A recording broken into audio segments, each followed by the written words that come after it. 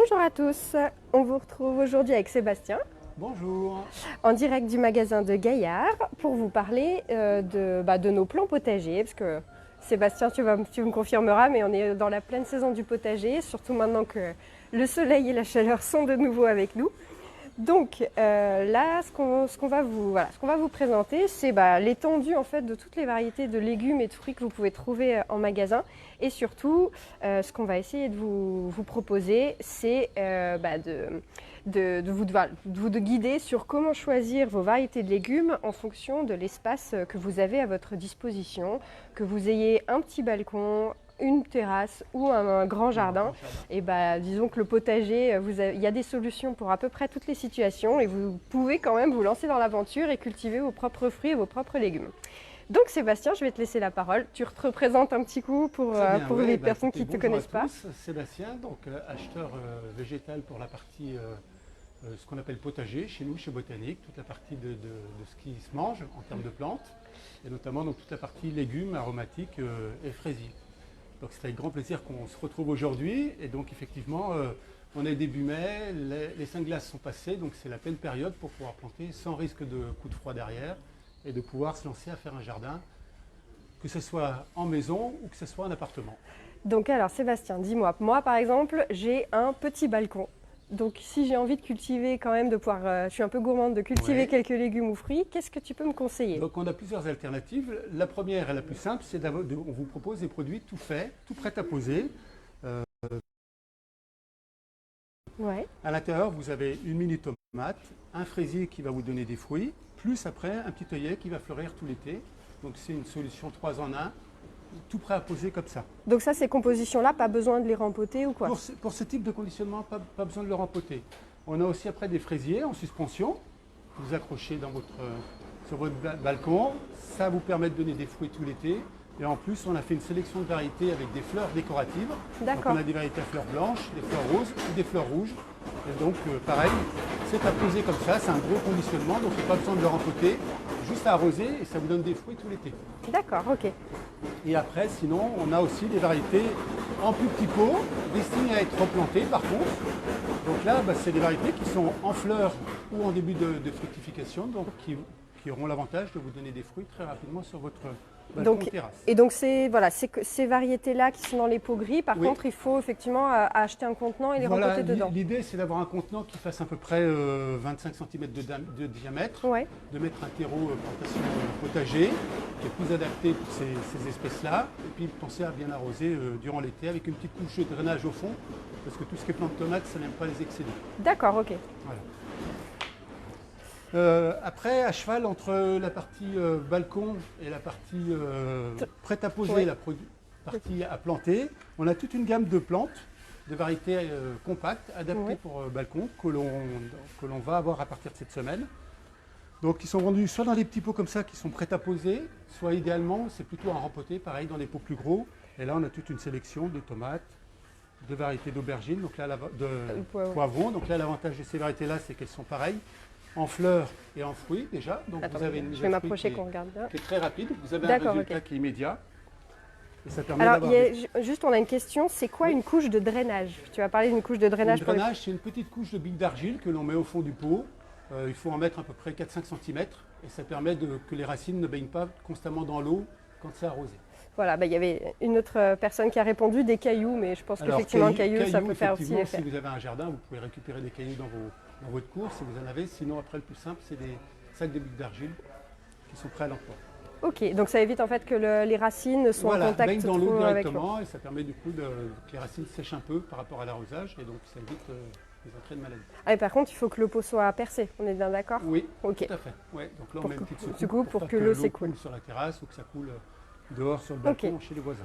Donc si on récapitule, pour vraiment si j'ai un petit espace, le mieux c'est les tomates cerises, les fraisiers. Les tomates cerises, l'avantage c'est que ça se picore, on peut faire un petit apéritif, on vient récupérer les fruits dessus, ça se fait tout seul. Mais après on a toutes des variétés de petits poivrons, de petites aubergines compactes qui sont faits exprès pour ça, et qui donc n'ont pas un gros développement et qui sont par contre très fructifères. Donc du coup il y a plein de petits fruits que l'on peut consommer comme ça, ce qu'on appelle le snacking.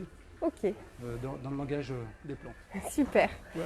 Et donc maintenant, on va passer à notre... disons que si j'ai un peu plus d'espace, Voilà. pas forcément un grand jardin, mais au moins une Voilà, terrasse, aussi. un balcon un peu plus Voilà, grand. ou si on cherche autre chose qu'une solution prête à poser toute faite. Ouais. Après, il y en a toute une série de végétaux qui sont faits à destination de ces petits espaces-là, ou après qui sont vendus en petits conditionnements qui permettent de pouvoir en mettre plusieurs, donc de composer vous-même vos potagers au carré, vos jardinières, vos bacs, comme vous le souhaitez. Et ça, typiquement, par exemple, si j'ai la place de mettre un potager sur pied, comme on en propose chez Botanique, c'est typiquement le genre de plan que je peux te mettre dedans. Complètement, c'est ça. Donc là, on a soit des petites plantes que l'on vend à l'unité. Donc, pour rappel, chez Botanique, on est sur des pots biodégradables qui sont à planter. On a juste la petite collerette à enlever. La collerette, on la met dans le bac jaune et ensuite de déchets. Et ensuite, on plante la plante comme ça. Et c'est vendu à l'unité exprès pour comme ça. Ça vous permet de pouvoir mettre plusieurs variétés différentes. On a des variétés de salade que l'on vend à la motte depuis ce printemps. Donc ça permet de pouvoir plus forcément acheter une barquette de 12 et oui, comme celle qu'on a et de pouvoir picorer comme ça. Sinon en barquette, on a des variétés de mesclun. Donc ça, c'est de la salade à couper. C'est facile à faire. Là, ça se présente bien comme ça. Et puis depuis la semaine dernière, on a toute une gamme de légumes de la marque Ferme de Sainte-Marthe qui sont à planter, qu'on a en des petits conditionnements qui sont bio, bien entendu, comme toutes les plantes de légumes que l'on vend chez Botanique, qui sont vendus dans des pots en carton. Donc il y a 0 emballage dessus, parce que le pic est en bois et le chromo est en carton. Donc il y a 0 plastique dessus. Et donc on a toute une sélection de plantes, que ce soit des petites variétés de tomates comme ça, ou des variétés de petits poivrons qui vont aussi bien sur une plantation dans un bac ou sur une plantation pleine terre. On remercie Michel qui quand même nous dit qu'elle est très satisfaite de l'ensemble de ses achats en magasin. Donc, merci beaucoup. Merci beaucoup. C'est un peu le travail que fait Sébastien toute l'année. On essaye en tout cas.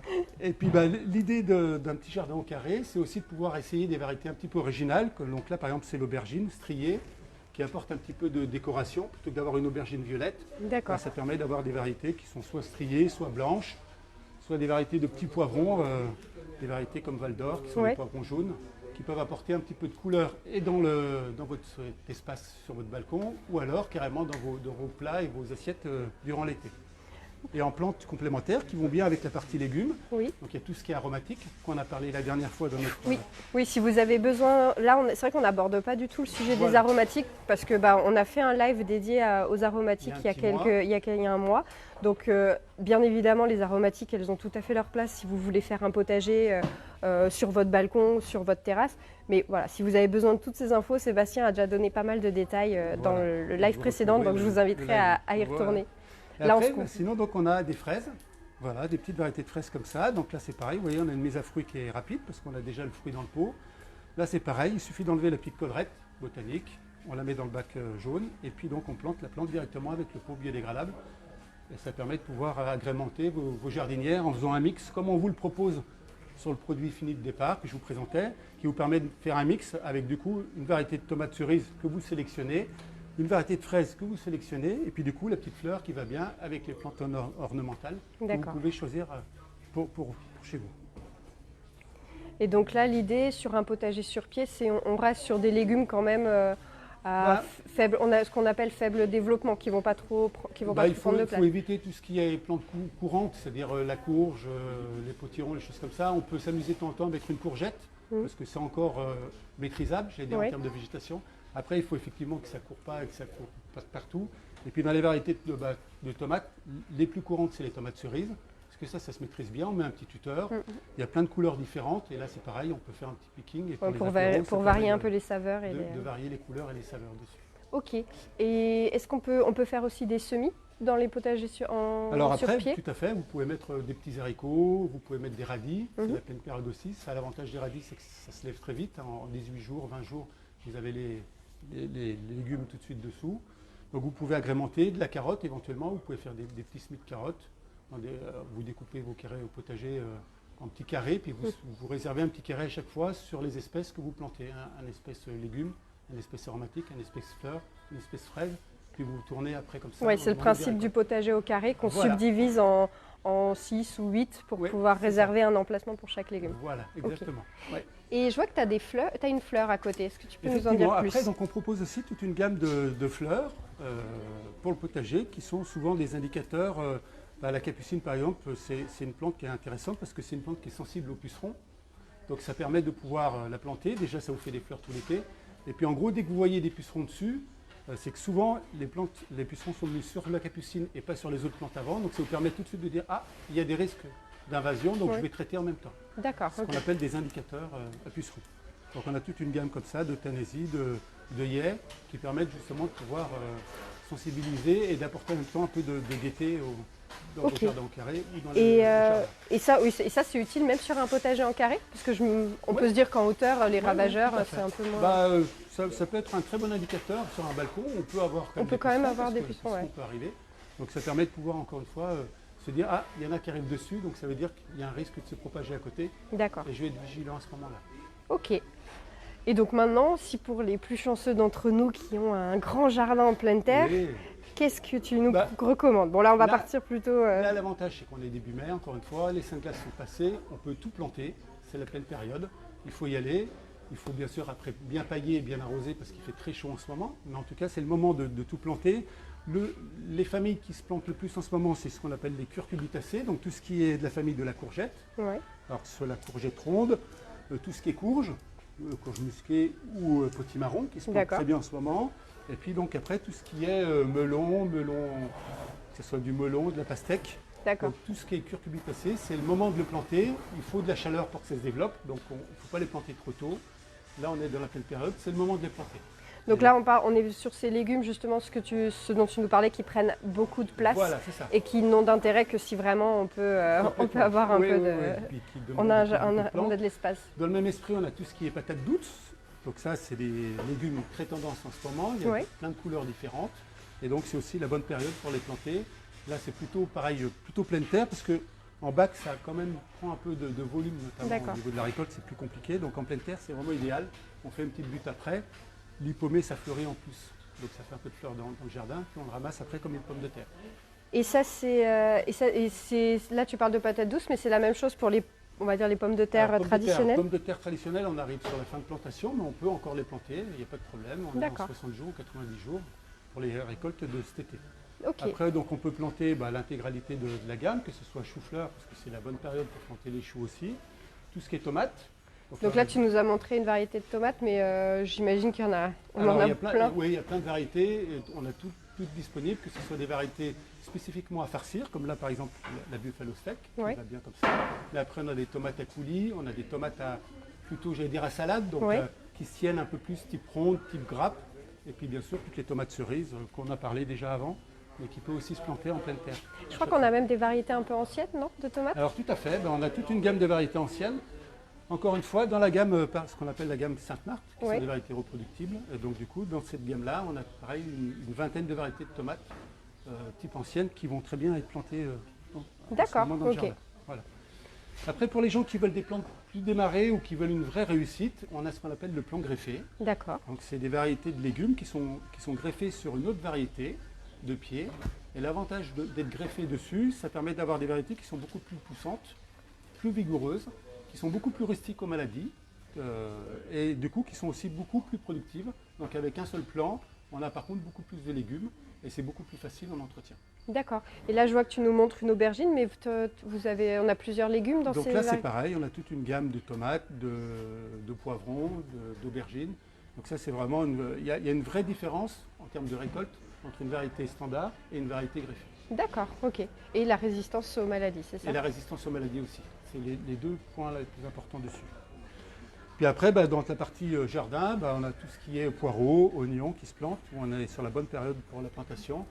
Et donc ça permet de pouvoir, on a des plantes en pot comme ça, on les divise, on les replante un par un et ça permet de pouvoir après faire une ligne.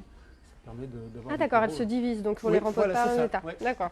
On ne le plante pas comme ça, on les tire dessus régulièrement. Et donc c'est la même manière pour les bulbes d'oignons, d'ail, etc. Oui, c'est ça. Ok. C'est le même principe. Oui. Voilà. Et après, on a balayé un petit peu les grandes lignes de tout ce qu'on a. Je vous invite plutôt à venir sur l'aspect variétal. Il y a tellement de choses à dire que ce n'est pas évident en 10 minutes, via le Facebook Live, de tout vous décrire. Mais en tout cas, venez en magasin, c'est la pleine période, on a beaucoup de choix.